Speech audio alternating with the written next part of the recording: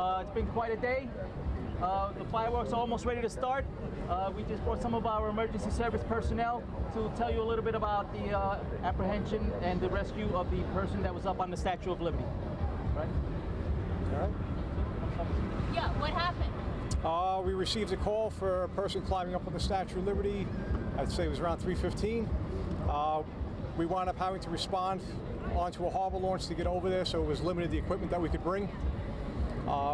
Once we got there, State Park Police brought us up to the location at the base where she was, and that's when we started to engage in conversation with her. What did you say to her? We just started to try to get a dialogue with her while she was up there. What did she say to you? She was basically up there saying about the children in Texas. Was she friendly? Was she... Not at first. At first, she wasn't friendly with us, but we took our time to basically get a dialogue with her and get a rapport with her so she would trust us. So that took a while. It also was a technical rescue from where we were. The angles that we had to go on, it was difficult to basically stand. There was nothing for us to grab. If you saw basically from the news, you saw those things that were on top. They were actually vent covers just on the copper, so we really couldn't anchor to that. That would have ripped right out.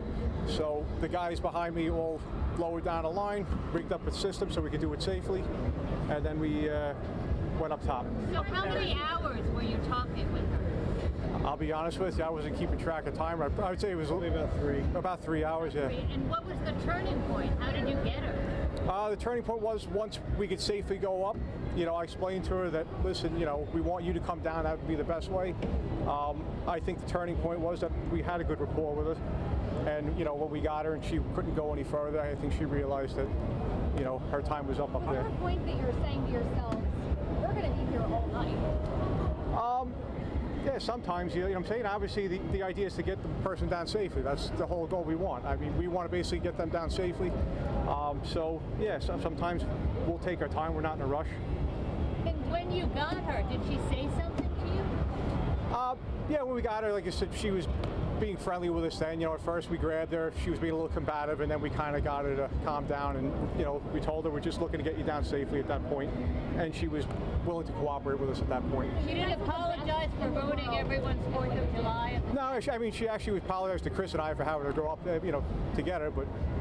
How many officers were involved? Were you guys talking to each other? How were you? I mean, everybody here was involved. I mean, it was a really technical rescue just because of the slopes up there. I mean, it wasn't a flat surface.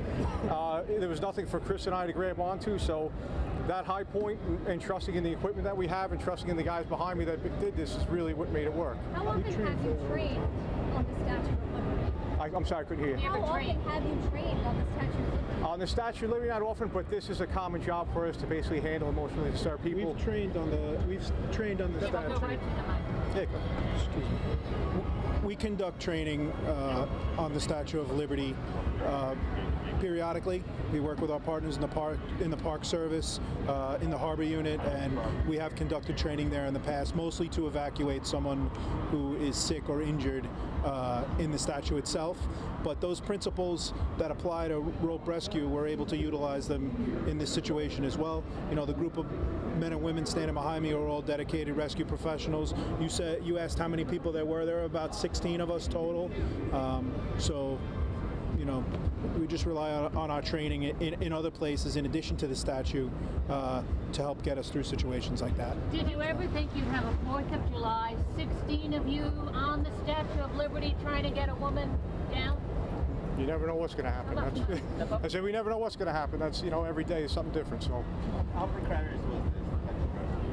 I'm sorry, couldn't you? How dangerous? How dangerous? Was for you and your crew. I mean, yeah, it's definitely dangerous, but that's why we try to take our time and do it as safely as possible. I understand some of you were also involved in the rescue at Trump Tower a couple of years ago. That was it. Can we see a show of hands of who was involved in that as well?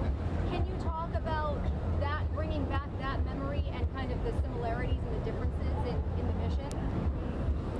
The similarities, I would say, is the training. Back then, it was the same. I had a group of wonderful guys and girls back there to help me do what I had to do, and the same was done here. We trained from the beginning, from school, and we train all the time, constantly. So it just brought back that same feeling, and I knew that when Brian and myself were up there, I had nothing to worry about because the guys behind me had it. They knew I knew when they tied him in, that we had nothing to worry about. All we had to worry about now was talking to this young lady and getting her to come with us. Did you ever have a moment where you thought you're not going to be able to convince her to come with you? No. You just felt certain? Did Yes. you think it would take 3 hours or 3 days? Usually, we talked to them, and Brian had a good rapport with her. And I kind of spoke here and there, but we tell them, you're coming with us, one way or the other. So when we try to talk to them, and they usually walk over to us, but this time we had to go up there, and we did it in a safe manner. And the group behind us made sure that we were safe as well. So it worked out very well. Okay, guys, good on questions? Yeah, aside from the rescue itself, the weather, how much did that affect you? The humidity and the hot weather? Perfect day. Yeah, I mean, you're not really concentrating on that. You're pretty much focused at the task at hand, so that doesn't become an issue. I mean, glad it wasn't raining, so yeah, that would have made it a little more difficult. Just another what 4th she of July. said about why she was doing this. Can you elaborate on that? What those conversations were? Not really. She just kind of mentioned, she just mentioned the kids in Texas. I guess, the whole debate that's going on right now about that. She didn't really elaborate, too much into it. Was she ever hostile toward you? Just in the beginning, in the beginning, she basically threatened, to push us off, push the ladder off. But we were persistent and stayed up there, and like I said, just started getting Guys, 2 more? a How do you rapport with win her. her trust? What moment does it change from being hostile to she's coming with you? I mean, everybody's different. I mean, that took us physically up, getting to the point once we could safely do it. We knew that we could safely grab her and get her down. Then it took that point. Sometimes people just come to us. One more? Anybody? Is this where your training comes through and makes you guys safe and you guys can walk away from this? Absolutely, absolutely. I mean, the training, the equipment, that's pretty much what allows us to do this sort of operation. Because when people do stunts like this, I mean, it's dangerous for everybody involved, right? No, absolutely. Like, she didn't realize those vents were going to rip, could rip right out. She initially tied herself off, I believe, to that. And, once I explained to her that's not safe, she kind of got a little bit worried about that. So, yeah, I mean, it is dangerous. Lack of knowledge is what's going to get you hurt. All right, guys, we good? Guys, thank you so much for your time. Can you say everything? Guys, can you say your names on Detective Brian Glacken, Fill it up.